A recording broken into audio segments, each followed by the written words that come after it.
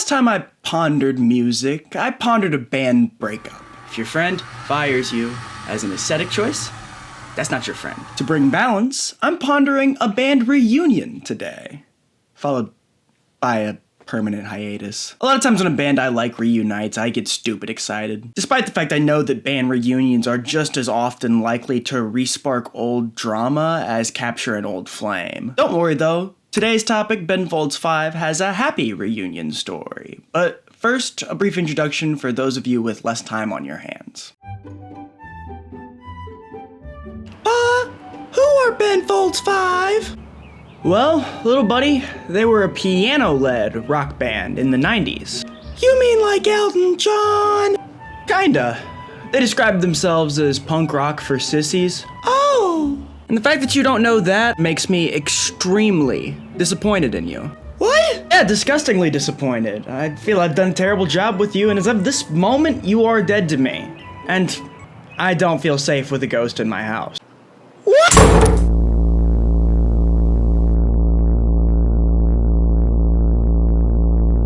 The band got popular trying to do a style of punk rock that replaced the electric guitar with a piano. First they got big underground, and then they went mainstream, much to the horror of their underground fans. They did 3 albums, then stopped for 13 years, then released The Sound of the Life of the Mind. You know what they say? That's a long time. The album takes the chaotic sound and perspective that they had when they first came on the scene and ages it up a little bit so that it now fits their older lives and what has happened to them after they separated. Does the album end up as a fitting conclusion to a band that never got one, or am I thinking about it too hard? Let's find out.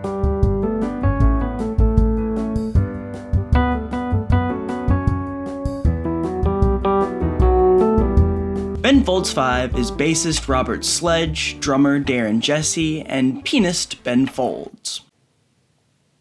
If this is your first time hearing about the band and you're wondering why I didn't make a joke in that brief silence about the fact that there's only 3 people in Ben Folds 5 or the implied ego of Ben Folds, it's because it's well-worn joke territory among fans at this point. Why is it called Ben Folds 5? Because there's just 3 of you. It was just a name that we just thought was kind of funny. Why your name is being used?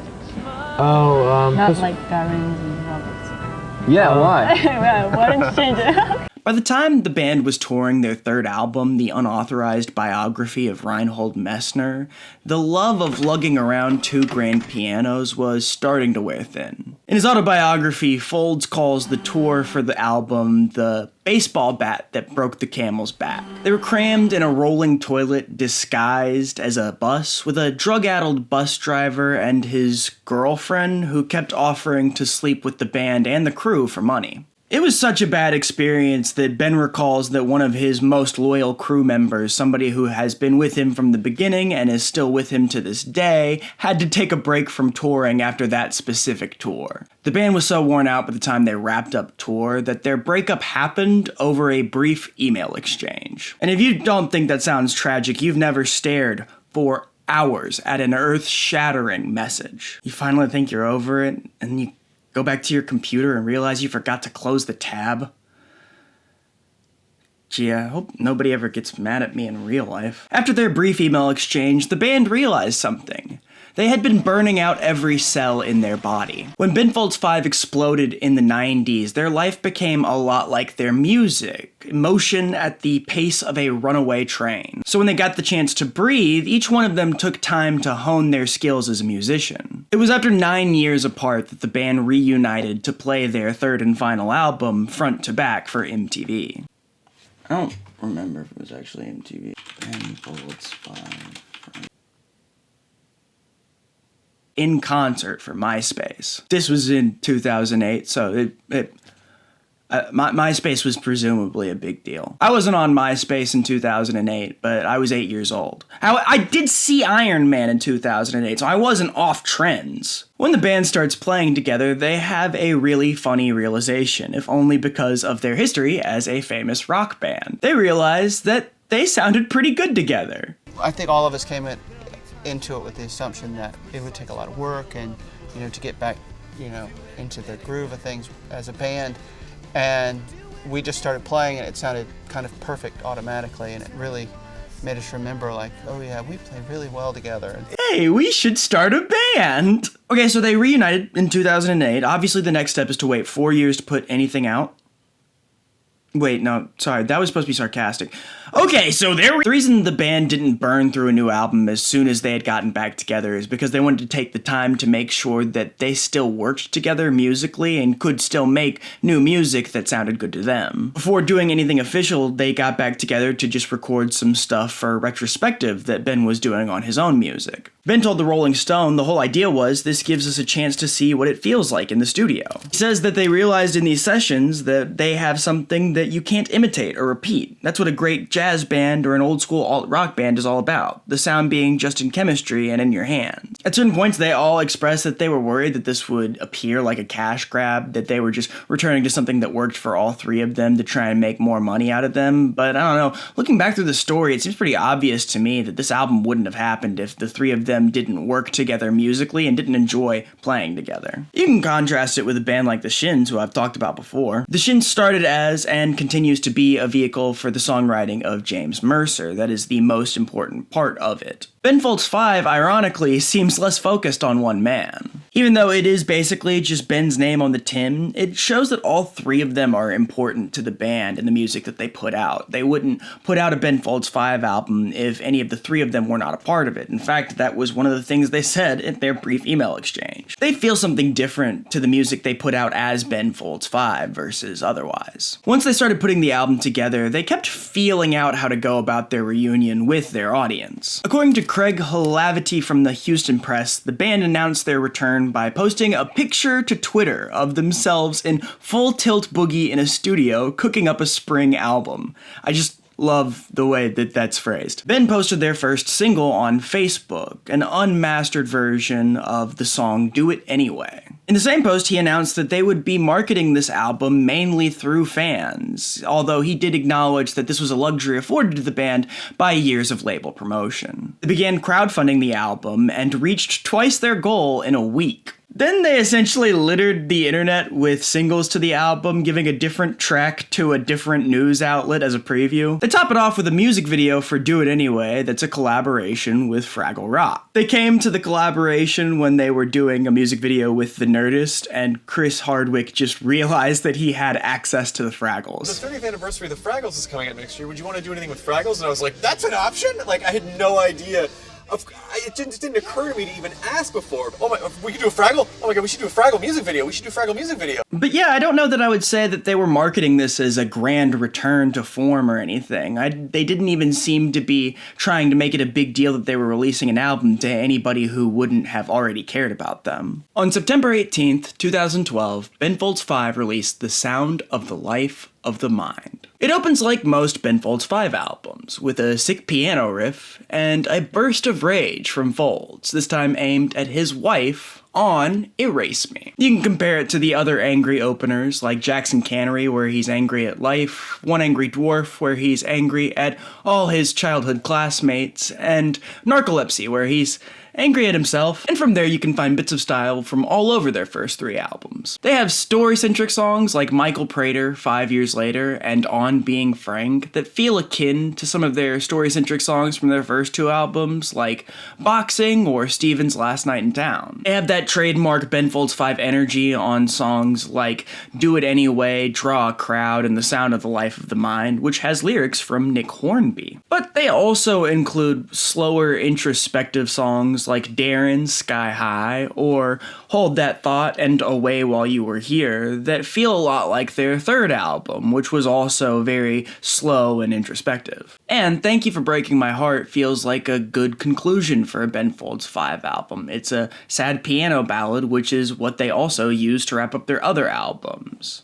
Boxing, Evaporated, and Lullaby were all slower, piano-led songs that ended their respective albums. There are two things that really feel different about the Reunion album compared to the first three. The first is that it feels a lot more polished than the first three albums, and by that I mean the instruments sound crisper and cleaner, which is kind of, Ben Folds 5 is known for not having that. Part of the charm of the early albums was a rougher sound that was meant to feel closer to how they sounded when they performed live. I would guess the reason that this album doesn't sound the same is because they couldn't get Caleb Southern back to produce it this time. Southern had produced their first 3 albums. According to Ben's autobiography, he was actually brought in because they did a version of their first album that they thought sounded too polished and clean, so they brought Southern in specifically to roughen up their sound. Ben often called him the 4th member of the band, which,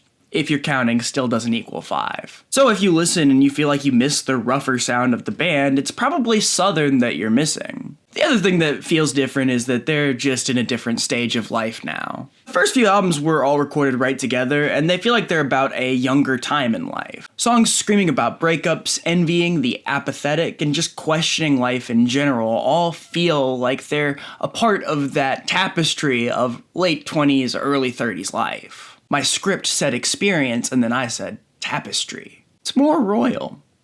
But the songs are kind of different this time around. The breakups are about divorces. The stories are about people you didn't think you'd know this long. It all feels like it's coming from a later era of life because, of course, it is. It's been 12 years. These guys are all close to 50 now. You could tell in the album that the band gained a lot of experience in their time away. They know a lot more than they did, but they are still just trying to figure things out, and it's still just as hard as ever. It's a little difficult finding out how this album was received. The internet has mixed opinions. Some critics see the band as wise and introspective, and others see them as old and weepy. Most of the people in between seem to think it's fine, but not quite to the mark of their early work. It's a problem that you get with a lot of reunions, not just of bands, but in media in general. You can get all the players in all the right places, but if a lot of time has passed, they're different people now, and they're going to be reflecting different experiences. Things literally can't just pick up where they left off, because nobody is where they left off anymore. Art usually reflects who the artist is at the time, and if you met somebody when they were 13, and then again when they were 30, you wouldn't ask the 30-year-old why they're no longer egging houses. Not saying it's a flawless album or free from critique, but a Ben Folds 5 album that sounded exactly like the others probably would have had to come out at least 11 years prior. Same thing for any continuation of a long-ended project. If they want to come back, they can either age with their creators or try too hard to imitate themselves. But it's also worth noting that most non-critics who had something to say seemed pretty positive on the album. It's kind of my personal experience. I know a lot of people who are fans of Ben Folds or Ben Folds 5 who have heard of this album and seem to like it, or they just haven't heard of it. Which makes sense because, again, the band had a pretty low-key album rollout. They followed that album up with Live, which was a collection of what they thought were their best performances from their touring of their album. It's a showcase of how the band has changed over the years. A lot of their early live recordings were played a lot faster and more intense than their studio recordings. These versions sound a lot closer to their studio counterparts, even all these years later, and so it's not exactly how it was for Ben Folds 5 to perform live, but it fits the narrative that they were pushing, that this is more of a retrospective on their career in general. It's a culmination of all the shows we've done on the Sound of Life of the Mind tour, and it encompasses, the whole career, more or less. I mean, being able to show that they can perform these songs just as well as they did in studio is pretty cool in and of itself. That quicker, messier sound really fit in early on in their career with their piano punk aesthetic. Some of the songs on sessions on West 54th sound completely different from their studio counterparts, but that can be better, and it showcases how the band was sort of trying to push forward their music and make it different every time they played it. But these live cuts work because this is supposed to be a celebration of the band, and they sound like they were played so that the people could sing along at the concerts. It's a celebration of the music that they made together, and it's also a fitting conclusion. By the time they were promoting Live, you could tell they were winding down. During their sessions, they had gotten to make twice the amount of tracks that they actually ended up releasing, they got to play music again together, and they got to say goodbye to their fans. But it made sense that it wouldn't last forever. They had been working apart for years, and none of them seemed all that eager to get back into the cycle of producing an album and then touring it. They reunited one more time in 2023 to honor the memory of Caleb Southern, who passed away in Atlanta, Georgia as a beloved Georgia Tech professor. Beyond that, the band seems to be dormant. I think they did a pretty good job when they reunited, though. The album felt like Ben Folds 5, even if they had aged. I prefer that to them trying too hard to sound like they did back at the 90s. I also appreciate the sentiment that the three shared that the reunion was driven by how much they enjoyed playing together. They seem to respect each other a lot as musicians, and I think that something genuine comes out when they get together. But hey, punk rock recognizes punk rock, and I'm pretty punk rock. I don't even play music.